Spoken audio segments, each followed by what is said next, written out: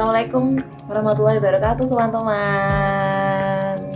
Nah, kali ini aku akan memberikan edukasi tentang psikologi lintas budaya, dimana perkenalan dulu nih harusnya biar sayang ya kan. Jadi perkenalkan, aku Lola Safitri, NIM F13121210277, dosen pembimbing Bukit Mikatkar SPSI MSI, di mana dari lintas psikologi lintas budaya, segala lintas budaya, yang dimana aku akan memberikan 2 materi di video ini. Jadi ada banyak ya. Ada 2 materi. Materi yang pertama yang akan aku berikan ke teman-teman yaitu budaya dan emosi. Ada kaitannya nggak ya budaya dan emosi? Ini saling berkaitan ya. Budaya dan emosi itu? Apa kaitannya? Oke. Disimak pelan-pelan, nanti kalau misalnya belum bisa diputar lagi karena ini bentuknya video gitu ya. Nah, jadi yang pertama adalah kita harus tahu dulu nih, lintas budaya itu apa? Bang psikologi yang mempelajari orang-orang dan budaya. Jadi psikologi lintas budaya ini tuh mempelajari orang-orang dan budayanya gitu. Jadi pasti ada kaitannya nih sama emosi. For your information nih teman-teman, kalau misalnya emosi dan mood itu berbeda ya. Kalau emosi itu kayak sebentar gitu aja. Tapi kalau misalnya mood itu bisa 1 jam, 2 jam, atau mungkin seharian itu mood ya. Jadi kali ini kita akan membahas tentang emosi. Nah, kenapa emosi kok dipelajarin? Karena ini tuh emosi itu adalah yang mewarnai kehidupan kita, ya kan? Kalau nggak ada emosi nggak berwarna. Emosi itu banyak sekali sebenarnya. Nah, kali ini aku mau kasih kalian tahu pemahaman diri berbeda dapat membawa dampak yang berbeda pada pengalaman emosional gitu. Emosi khas diri independen dan interdependen itu kita bedakan menjadi 2. Kitayana dan Markus 1944. Jadi emosi-emosi yang mendorong independensi diri, yaitu misalnya itu tuh kayak ada rasa bangga, terus superioritas yang terjadi nih di individu dalam mencapai goals. Nah, gitu ya. Jadi atau membuktikan atribut-atribut internalnya. Emosi negatif, marah, frustasi itu tuh muncul setelah terhambatnya realisasi atribut internal. Emosi-emosi tersebut cenderung melepas diri dan hubungan sosial bersifat individual.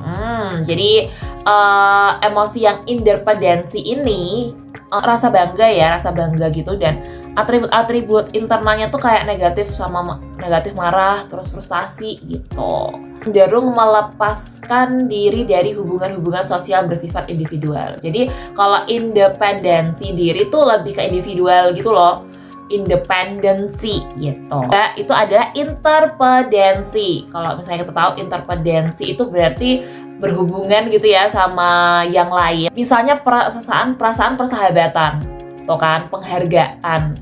Emosi ini tuh merupakan hasil dari pengalaman menjadi bagian dari suatu hubungan dekat yang bersifat komunal begitu. Jadi saat dialami emosi itu menguatkan ikatan komunal tersebut. Sedangkan rasa berhutang, rasa bersalah biasanya muncul karena kegagalan individu untuk berpartisipasi dalam suatu relasi interdependen atau karena menyakiti relasi tersebut. Saat individu mengalaminya, ada dorongan untuk mengembalikan harmoni dalam relasi tersebut dengan cara-cara memberi kompensasi atas kesalahan yang dilakukan. Jadi ya kayak kita misalnya melakukan kesalahan sama orang lain, terus kita meminta maaf sama orang lain gitu loh. Jadi emosi seperti itu. Jadi kalau tadi tuh yang independensi itu lebih ke individual, kayak ya perasaannya sama dirinya sendiri. Kalau interdependensi ini lebih ke sosial, lebih ke teman-teman, lebih ke rekan-rekan kerja begitu. Jadi itu adalah emosi-emosi khas diri, independen dan interdependen. Seperti itu ya. Oke, selanjutnya ada emosi-emosi asli. Nah, ada emosi-emosi asli, betul banget. Jadi ada banyak yang sama di antara banyak budaya, namun banyak juga emosi-emosi khas pada kebudayaan tertentu. Ini disebut emosi asli. Menurut Lutz 1988, emosi masyarakat Ivaluk nih di Mikronesia atau yang disebut Vago merupakan emosi yang sangat penting dalam budaya mereka. Wah, Vago tuh apa sih? Jadi Vago adalah kombinasi antara perasaan kasih, cinta, dan kesedihan. Mikronesia yang dinamakan Vago itu. Jadi ada sendiri gitu. Jadi itu yang namanya emosi-emosi asli. Jadi khas sama budayanya. Tidol 1973 membahas tentang emosi amai. Emosi amai itu dari mana? Jadi dia itu dari Jepang, negara Jepang. Jadi itu adalah emosi yang merujuk pada keinginan atau harapan terhadap belas kasih, kebaikan, atau pertolongan orang lain. Begitu. Jadi emosi ini tuh kayak contoh ibu dengan bayinya ya. Jadi bayi kan merasakan hasrat ketergantungan ya pada ibunya. Nah, karena itulah ibu kemudian memberikan perawatan dan cinta tanpa syarat pada bayinya. Nah, seperti itu ya amai itu di Jepang. Nah, untuk materi yang kedua yaitu budaya dan gender. Aku udah kasih tahu kalau misalnya psikologi lintas budaya itu kan berfokus mempelajari orang-orang dan budayanya. Nah, untuk kali ini kita akan ngebahas tentang budaya dan gender tuh apa kaitannya. Jadi sebenarnya kaitannya banyak banget, apalagi di Indonesia. Itu kaitannya sangat-sangat banyak dan contoh-contohnya juga banyak banget. Nah, ini mungkin contoh-contohnya akan aku kasih dan kita mungkin akan mempelajari budaya dan gender di Indonesia. Gender itu apa sih? Jadi gender itu, jadi kita harus tahu dulu sih budaya itu kan turun-temurun, ya nggak sih? Budaya itu identik sama turun-temurun. Jadi kita sebelum lahir tuh kita memikul budaya kita sendiri gitu. Jadi budaya itu akan terus melekat di manusia begitu ya. Nah, gender itu apa sih sebenarnya? Gender itu perilaku atau pola kegiatan masyarakat atau budaya dianggap sesuai untuk pria dan wanita. Yaitu peran dari wanita dan pria itu berbeda. Dan peran ini tuh untuk apa sih? Ada gitu. Jadi norma dan budaya masyarakat itu yang pastinya fungsinya itu sebagai panduan hidup. Jadi kita hidup tuh ada panduannya. Terus petunjuk arah berperilaku sehari-hari. Terus sebagai pelindung dari pengaruh luar. Sebagai hukum adat baik tertulis maupun tidak tertulis, dan banyaknya kalau norma itu nggak tertulis ya. Terus proses pembentukannya tuh berdasarkan, jadi proses dari norma dan budaya masyarakat itu prosesnya tuh berdasarkan komitmen masyarakat. Jadi itu terus menerus dilakukan, jadilah norma dan budaya masyarakat itu gitu. Selanjutnya, kalau ada norma dan budaya nggak lengkap ya kalau misalnya tidak ada posisi dan perannya. Ada posisi dan peran masing-masing perempuan dan laki-laki ini gitu ya, pria dan wanita. Jadi peran wanita itu dominannya kalau di Indonesia itu ibu rumah tangga. Yaitu kalau misalnya kita tahu lah orang yang di belakang lah gitu ya. Terus peran dominannya pada aspek domestik. Terus posisi tawar dalam pengambilan keputusan lemah gitu kan. Terus kurangnya mempunyai kontrol terhadap sumber daya keluarga atau aset atau material itu ya ganda yang melelahkan. Itu biasanya peran wanita ya di Indonesia. Terus ada tembok yang bisa tebal dan kokoh antara peran posisi laki-laki dan perempuan ya.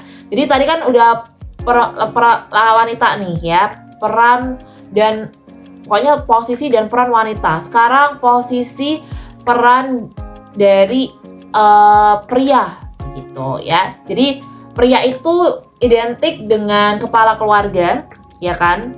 Pokoknya orang yang nomor satu begitu kalau laki-laki, kalau pria gitu. Terus peran dominan pada aspek publik. Jadi kalau misalnya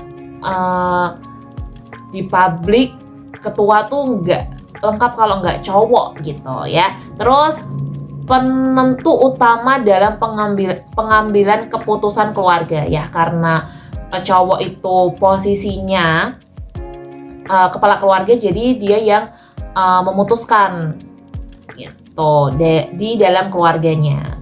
Jadi ya dia yang mengambil keputusan. Terus mempunyai kontrol kuat terhadap sumber daya keluarga. Ya dia punya kontrol kuat gitu ya, karena dia yang bekerja gitu loh, karena dia kan adalah kepala keluarga yang dimana dia mempunyai sumber daya itu karena dia bekerja, punya yang namanya aset dan material gitu. Nah terus terhindar dari peran ganda yang melelahkan tuh. Jadi sudah terlihat posisinya ya, terlihat posisinya, aku kasih nih posisinya di sini, ini ada garisnya ya. Dan ini ada tembok pemisah yang sangat-sangat lebar ya, dari wanita dan pria begitu. Jadi posisinya seperti itu. Nah oke. Contoh posisi perempuan dalam konteks budaya. Wow, menarik sekali. Nah, kalau misalnya perempuan itu pendidikan diutamakan untuk laki-laki ya, jadi perempuan itu pendidikan nggak usah tinggi-tinggi gitu ya. Kalau cowok udah diutamain, kamu aja yang kamu dulu aja. Jadi ibarat kalau misalnya punya anak cewek sama cowok tuh udah yang sekolah tinggi tuh cowok gitu ya kalau dalam konteks budaya kita. Terus perempuan ini sering dikaitkan pada profesi tertentu seperti perawat, sekretaris, guru TK dan sejenisnya. Nah kalau misalnya laki-laki nih ya, laki-laki itu sebagai pemimpin keluarga, tulang punggung keluarga, itu udah kayak melekat sekali begitu loh ya. Terus laki-laki itu sering dilekatkan pada posisi direktur, pilot, dokter dan lain-lain. Seperti itu. Ini aku akan kasih tahu peran-peran ya, peran gender dalam budaya di Indonesia, yaitu yang pertama ada di suku Jawa itu sendiri. Jadi posisi perempuan dalam budaya Jawa itu disebut sebagai konco wingking, atau disebut perempuan adalah di dapur. Jadi swarga nunut, neraka katut, yaitu ke surga ikut, ke neraka pun turut gitu loh ya. Seperti itu.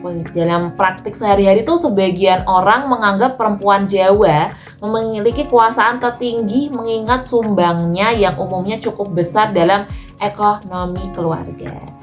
Gitu ya. Jadi Handayani dan Nafianto, perempuan Jawa selalu mencari cara agar kehendaknya terpenuhi tanpa mengacaukan harmoni tatanan budaya. Jadi masih sangat-sangat di Jawa tuh ya perempuan lah di dapur lah gitu. Budaya suku Sunda. Jadi masyarakat Sunda itu bersifat matrilokalitas, atau pasangan setelah menikah itu tinggal di keluarga pihak perempuan apabila sudah menikah. Jadi beda ya jadinya Sunda sama Jawa ternyata.